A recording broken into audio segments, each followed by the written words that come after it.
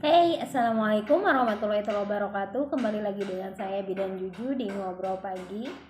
Ngobrol pagi kali ini, Bidan Juju tuh akan ngelanjutin pembahasan tentang depresi pasca melahirkan.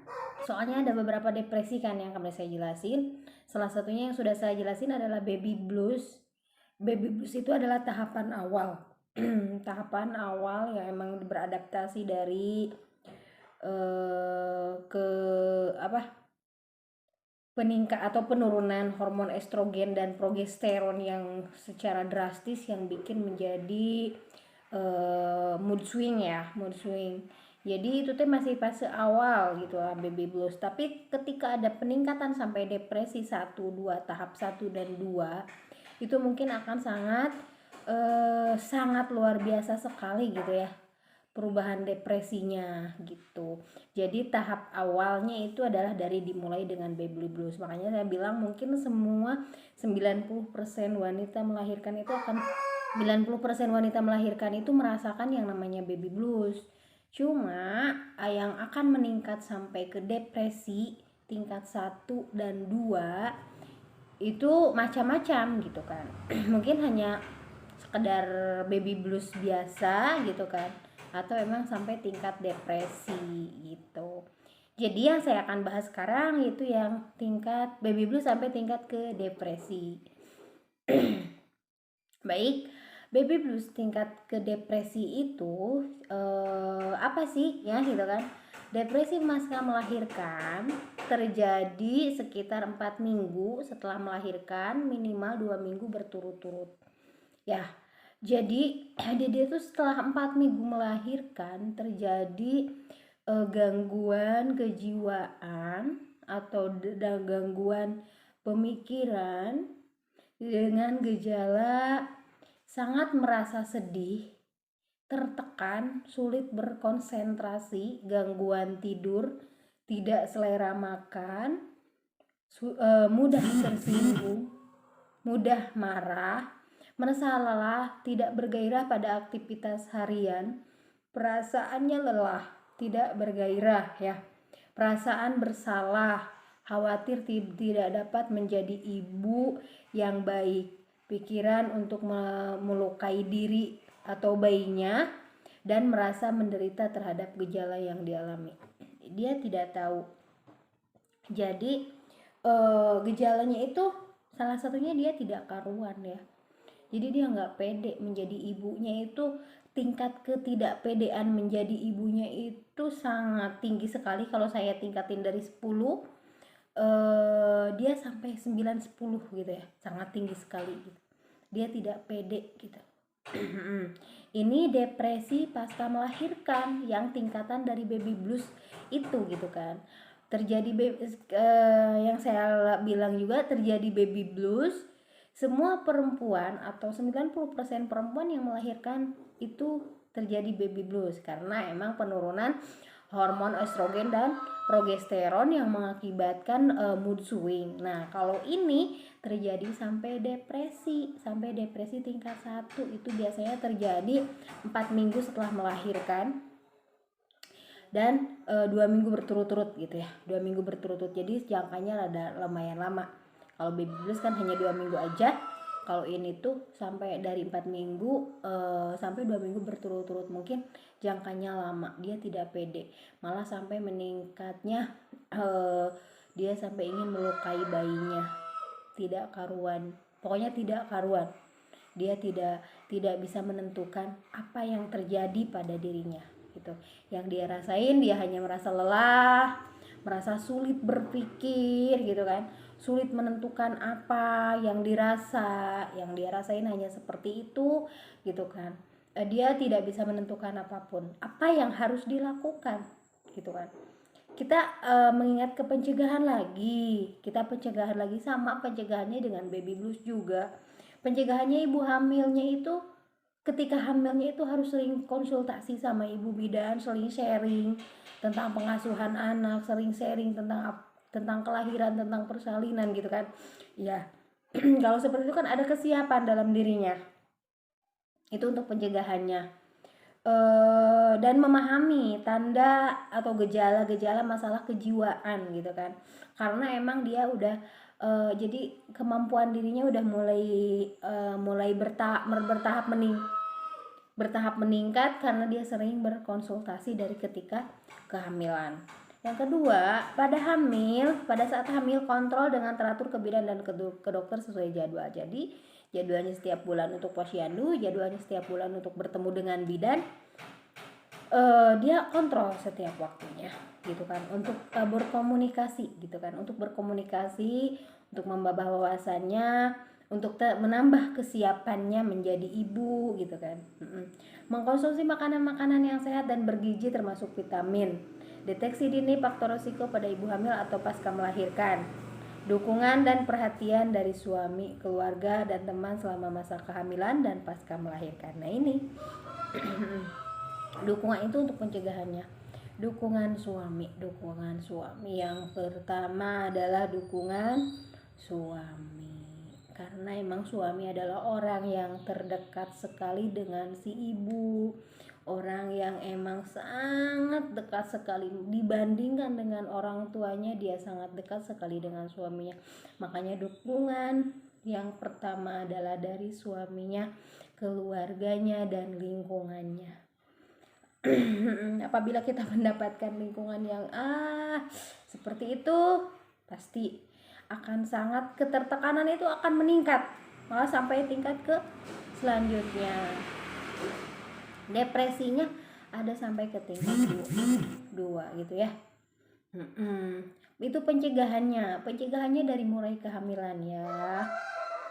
Selanjutnya penanganannya apabila terjadi depresi, sampai terjadi depresi pasca melahirkan, apa yang harus dilakukan gitu kan. Harus dilakukan dukungan keluarga yang terutama suami, tidak hanya bayinya saja yang diperhatikan ya. Para suami dengan sangat dukungan suami yang pertama. Makanya saya bilang dari awal, karena suami itu orang yang terdekat sekali dengan si ibu. Suami itu orang yang sangat dekat sekali dengan si ibu. Berikan keyakinan ke si ibu bahwa bisa menjadi ibu yang terbaik, bisa menjadi ibu yang sangat luar biasa. Percaya bahwa menjadi ibu itu adalah suatu amanah yang sangat luar biasa sekali. Punya anak itu adalah suatu rizki gitu kan, rizki sangat besar sekali yang harus kita jaga, yang harus kita didik, yang harus kita lainnya. Seperti itu. Yakinkan si ibu bahwa yang menjaga anak itu bukan hanya ibu, tapi yang menjaga anak itu adalah kita semua, suami dan istri. Yang mendidik, menjaga anak adalah suami dan istri. Yakinkan si ibu, dukung si ibu 100%. Dukung si ibu 100%. Karena dukungan suami itu yang pertama ya. Jadi usahakan selalu memberikan support yang sangat luar biasa sekali kepada ibu pasca melahirkan, karena semua ibu melahirkan itu mengalami baby blues, cuma tingkatannya sampai ke titik mana, seperti itu ya. Jadi yang kedua, penanganannya apa? Ada yang membantu mengasuh bayinya, ada yang membantu, jadi ada yang mendampinginya.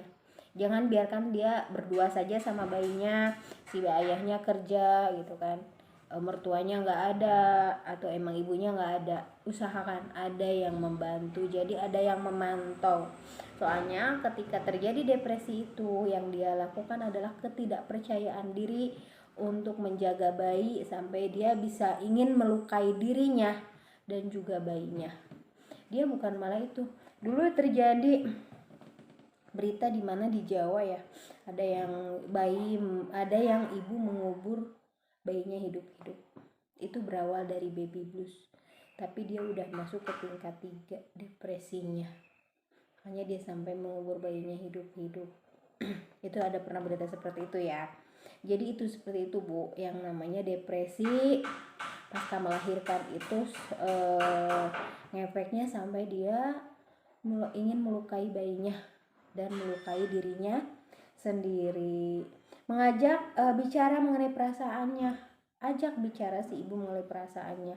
Kalau emang misalkan keluarga nggak bisa, keluarga emang tidak bisa, panggilkan orang yang ahli, misalkan psikiater, minimal diajak ngobrol sama ibu bidannya, diajak ngobrol hati ke hati dengan ibu bidannya minimal ya. Tapi bagusnya emang dengan psikiater untuk membongkar lebih dalam apa yang dia rasakan. Jangan sampai terjadi yang namanya dia melukai dirinya sendiri ataupun bayinya. Program kunjungan rumah oleh tenaga puskesmas. Nah, ini ada program kunjungan rumah. Nah, orang puskesmas, tenaga kesehatan akan tahu, pasti diberitahu oleh keluarga. Ada keanehan, misalkan ada yang terjadi keanehan, si ibunya nangis aja, si ibunya gak mau makan, gak selera makan, sehariannya dia hanya rebahan saja, tidak mau nyusuin bayinya gitu kan. Nah, si keluarga curiga dan laporkan, bukan laporkan ya, maksudnya konsultasikan dengan bu bidan terdekat. Nanti orang puskesmas atau bu bidannya akan mengunjunginya, akan mencoba ngobrol hati ke hati. Ketika emang si bu bidannya tidak mampu menguak itu semua, dia akan mengarahkan itu sebaiknya kemana gitu ya, sebaiknya seperti apa. Karena depresi pasca melahirkan itu ya, kata saya juga ada tingkatannya. Ada tingkatannya dari mulai dia baby blues itu 2 minggu pertama. Kalau ini 2 minggu selanjutnya dia berturut-turut sampai sekitar 4 mingguan. Lumayan lama kan, sebulan. Jadi seperti itu. Gimana kalau sampai dia melukai bayinya? Gimana kalau dia sampai melukai dirinya sendiri? Seperti itu. Langsung melakukan calling oleh tenaga kesehatan, terapi dengan obat-obatan. Kalau emang sudah dilakukan dengan konseling, sudah dilakukan dengan penyampaian perasaannya gitu kan, nanti bisa diterapi dengan sampai dengan obat-obatan untuk penanganannya. Jadi kita harus harus menjadi pendukung. Pertama adalah suami, yang kedua adalah keluarga, yang ketiga adalah lingkungan. Tapi kalau untuk lingkungan, saya jelasinnya, saya banyak yang ngezez ya, perempuan lahiran dengan ini seperti ini. Ungkapan lingkungan itu emang bikin ibu melahirkan itu tambah depresi sebenarnya. Biarkan dia jangan mendengarkan lingkungan, jadilah keluarga sebagai garda terdepan untuk melindungi atau untuk menjadi pendukung dan pensupportnya gitu ya. Mungkin untuk tahapan baby blues yang kedua adalah depresinya. Tahapan pertama sampai di sini. Terima kasih banyak. Masih banyak yang kurangnya, mohon maaf. Selamat puasa hari pertama buat muslim. Wassalamualaikum warahmatullahi wabarakatuh.